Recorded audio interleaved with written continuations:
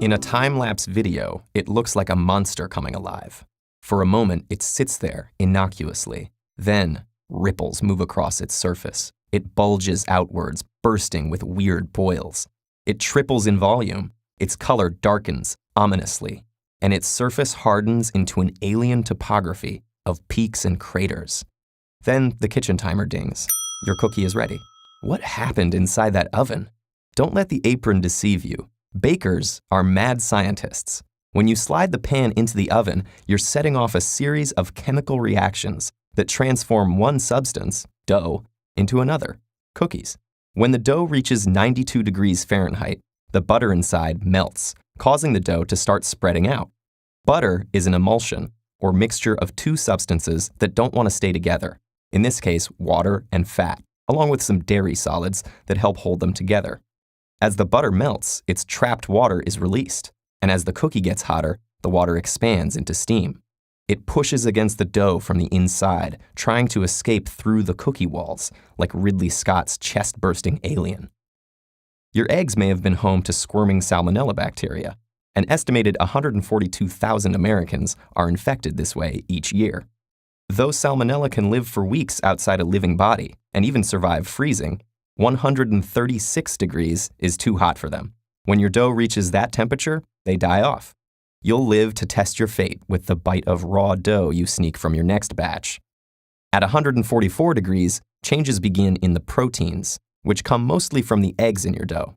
Eggs are composed of dozens of different kinds of proteins, each sensitive to a different temperature. In an egg fresh from the hen, these proteins look like coiled-up balls of string. When they're exposed to heat energy, the protein strings unfold and get tangled up with their neighbors. This linked structure makes the runny egg nearly solid, giving substance to squishy dough.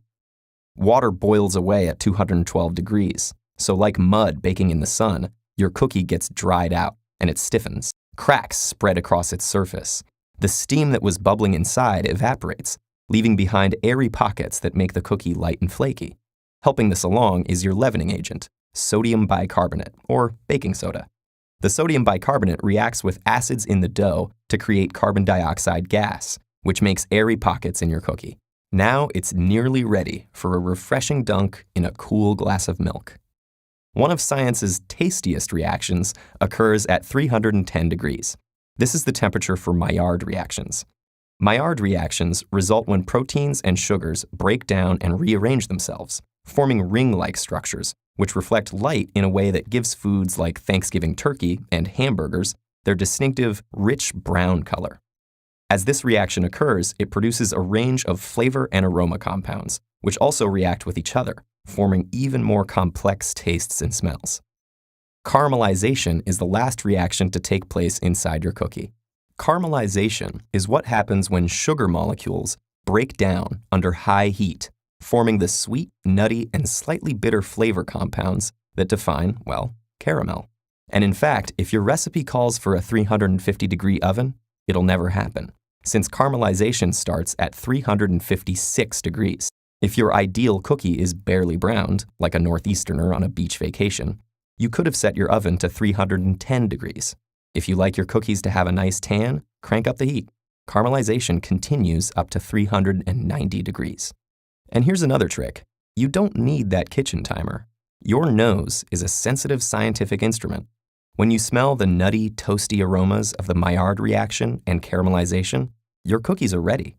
Grab your glass of milk, put your feet up, and reflect that science can be pretty sweet.